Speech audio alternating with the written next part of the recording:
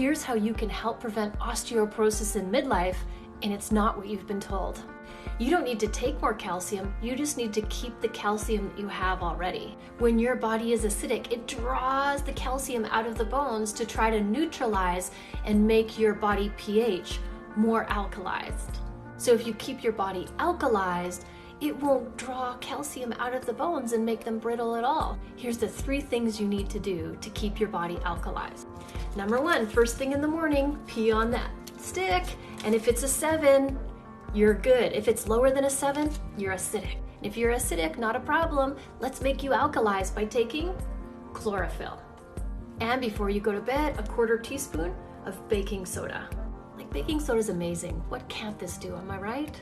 And when you do these 3 simple things, your body will stay alkalized and it won't be pulling calcium out of your bones. And you will have super strong midlife bones.